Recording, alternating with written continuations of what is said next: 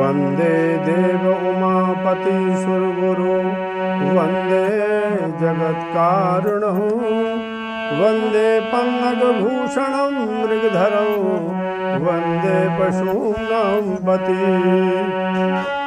वंदे सूर्यशशाङ्कवह्निनयनं वंदे मुकुन्द प्रियं वंदे भक्तजनाश्रयं च वरदं वंदे शिवं शंकरं। गुरु ब्रह्मा गुरु विष्णु गुरुदेवो महेश्वर गुरु साक्षात् परब्रह्म तस्मै श्री गुरुवे नमः। पिछले मार्च में 2020 में मैंने कहा था कि राम नाम में बहुत बड़ी शक्ति है। हमारे भारत में राम नाम की बहुत बड़ी महिमा है। प्राचीन काल में तुलसीदास ने 9 वर्ष की आयु में हनुमान चालीसा लिखा, 75 वर्ष की आयु में रामचरितमानस, 125 के लगभग उन्होंने हनुमान बाहुक लिखा। तो ये जो आपका हनुमान चालीसा से अनेकों प्रकार के रोग शोक भूत प्रेत बाधा सब दूर हो जाती है। रामचरितमानस हम सब का हृदय है। हनुमान बाहुक जब तुलसीदास जी को शरीर में व्याधि हुई थी, उसकी निवृत्ति के लिए उन्होंने उसका की रचना की, जिससे पीड़ा शांत हुई। तो मैंने कहा था कि हमारे भारत के ही डॉक्टर इस कोरोना रूपी राक्षस का वध करेंगे और उन्होंने दवाई ढूंढी है।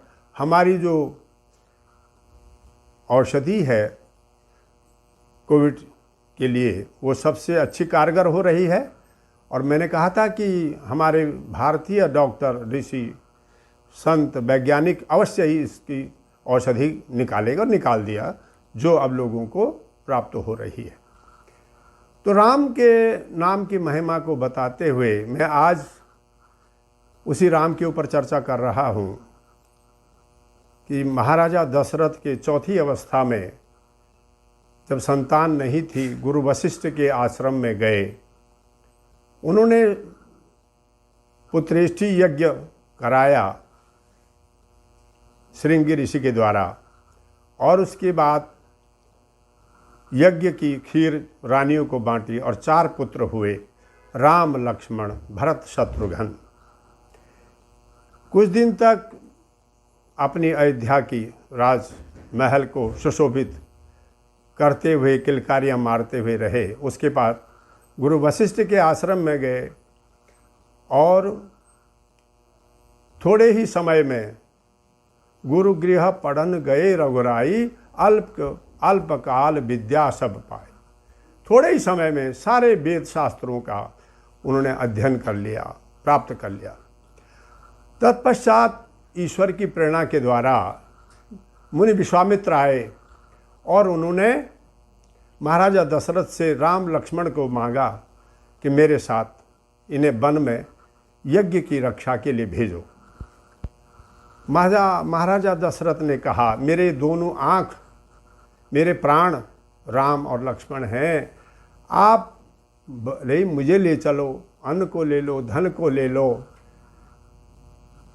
सब कुछ ले लो, लेकिन मैं राम लक्ष्मण को नहीं दे सकता हूँ। तब उन्होंने क्या किया, गुरु वशिष्ठ ने कहा, हे राजन, इसमें राम लक्ष्मण की विशेषता बढ़ेगी। गुरु विश्वामित्र से इन्हें शस्त्र विद्या का ज्ञान मिलेगा और इससे यश कीर्ति बढ़ेगी। गुरु की आज्ञा को शिरोधार्य करते हुए राम लक्ष्मण को उन्होंने विश्वामित्र के साथ भेज दिया। तब राम लक्ष्मण कहते हैं, चले मुनि नाथ संग तुम्हारे, यही मन में समाई है। करो सेवा गुरु जी की करो सेवा गुरु जी की, पिता ने आज्ञा दीनी है, चले मुनि नाथ संग तुम्हारे, यही मन में समाई है। और गुरु जी के साथ चले, जंगल में देखा तो अनेकों राक्षस, ताड़िका रूपी राक्षसी एक जो आई और एकदम से बिलबिलाती हुई है। तो राम कहते हैं ये स्त्री है, कैसे इस पर मैं वार करूं? सुना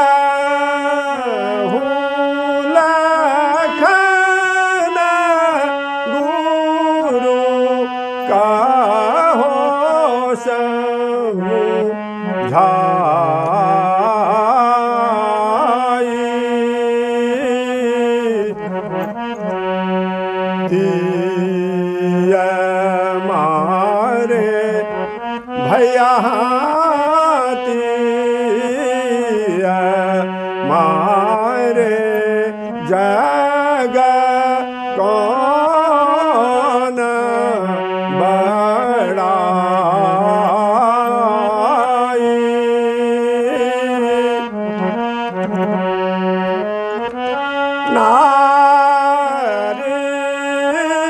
पर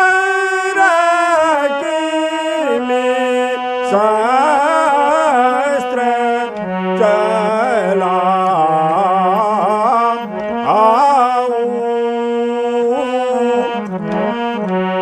धर्म जाया भैया धर्म जाया जग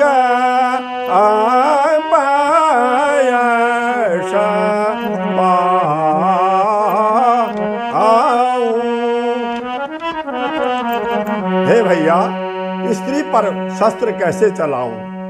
हमारा धर्म कहता है कि गो ब्राह्मण स्त्री पर शस्त्र न चलाएं, परंतु करें क्या? ये तो बिलबिलाती हुई गुरु जी के यज्ञ को भ्रष्ट कर रही है। इसी हरि दुष्ट पापी न तू जड़ नारी, हरि दुष्ट पापी न तू जड़ नारी, नहीं जाने हम हैं धनु धारी, नहीं जाने हम हैं धनु धारी। एक ही बाण से प्राण छुड़ाऊं, एक ही बाण से प्राण छुड़ाऊं, देख तुझे यमपुर पहुँचाऊं, देख तुझे यमपुर पहुँचाऊं। तो जब नहीं मानी तो भगवान राम ने उस ताड़िका का उद्धार किया, गुरु विश्वामित्र के यज्ञ की रक्षा करी, और अब वो मुनि विश्वामित्र को राजा जनक के यहाँ से आमंत्रण आया कि मेरी सीता का स्वयंवर हो रहा है मुनिनाथ, आप भी यहाँ आए। तो रास्ते में गुरुदेव के साथ चलते हुए वहाँ पर अहिल्या का उद्धार किया श्री रामचंद्र ने, और जनकपुरी में पहुँचे।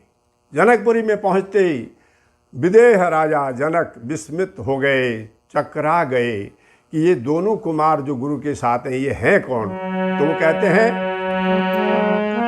ये दो बालक काके मुनि जी, ये दो बालक काके मुनि जी,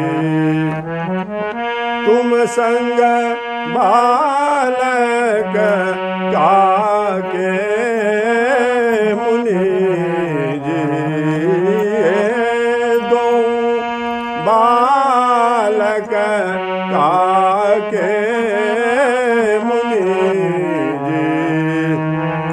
शीश मुकुट बैजंती माला, सिर पर सोहे ताज जाके मुनि जी।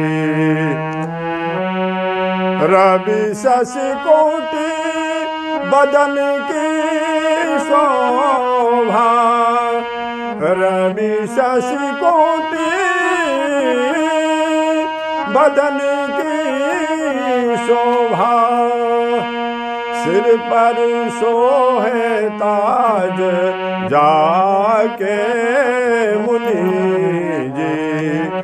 ये दो बालक काके मुनि जी, जो ये बालक शिव धनु तोरे, जो ये बालक शिव धनु तोरे, जागे भाग सिया के मुनि जी। जागे भाग सिया के मुनि जी। राजा जनक विस्मित हो गए, ये सचमुच ब्रह्म है। अगर मेरी सीता कि स्वयंवर में अगर ये धनुष यज्ञ कर दे, धनुष का भंजन कर दे, तो मेरी सीता का भाग्य जग जाएगा। लेकिन कुछ समय के पश्चात क्या हुआ, कोई धनुष को तोड़ नहीं सका। बड़े दूर दूर के राजा सब हार गए। तब राजा जनक व्यथित होकर कहने लगे कि इस पृथ्वी में अब वीर नहीं रहे, पृथ्वी आज वीरों से विहीन हो गई। इतने में इस बात को सुन करके लक्ष्मण जी उछल पड़े और जोर से कहने लगे, कही जनक जस अनुचित बानी, कही जनक जस अनुचित बानी, कुल को दाग लगाता है। कंदुक जिमी ब्रह्मांड उठाऊं, मन मेरे यह आता है। कहा धनुष यह है गो पुराना, कहा धनुष यह है गो पुराना, पृथ्वी सारी उठाऊं मैं। सहस्त्र योजन ले जाकर भ्राता, वहां से नीचे गिराऊं मैं। खंड खंड हो जाए जगत के, खंड खंड हो जाए जगत के, तब रघुवंशी कहाऊं मैं।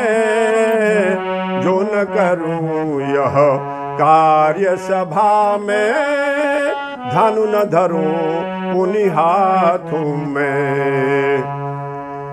रामचंद्र जी कहने लगे, हे भैया ठहरो। अहो भ्रात टुक धैर्य धरो तुम, अहो भ्रात टुक धैर्य धरो तुम। ईश्वर क्या दिखलाता है, अपरंपार ईश्वर की लीला, नए खेल दिखलाता है। कहीं रात्रि हुई पृथ्वी में, कहीं रात्रि हुई पृथ्वी में, कहीं भानु दिवस कहलाता है। किसी को राजा किया है कोई, योगी जन कहलाता है। कभी फूल उगते हैं वृक्ष में, कभी फूल उगते हैं वृक्ष में, कभी पतझड़ कहता है। किसी को राजा किया है कोई, योगी जन कहलाता है। जनक की बातें योग्य न समझो, जनक की बातें योग्य न समझो, नहीं पहचाना वह हमको अपरंपार ईश्वर की लीला, नए खेल दिखलाता है। तो इस संवाद को सुनकर किसी जमाने में जब राम और लक्ष्मण के रोल में मैं गाता था, तो हमारे श्री राम मास्टर साहब कंडवाल गांव वाले और हमारे भगवती के कई लोग इनाम की झड़ी लगा देते थे, बड़ा अच्छा उनको लगता था। तो वो प्राचीन याद मुझे आया कि धीरे धीरे हमारे इलाके से वो रामलीलाएँ समाप्त हो रही हैं, लोग टीवी में केंद्रित हो गए हैं और वो रामलीला का महत्व धीरे धीरे भूला जा रहा है।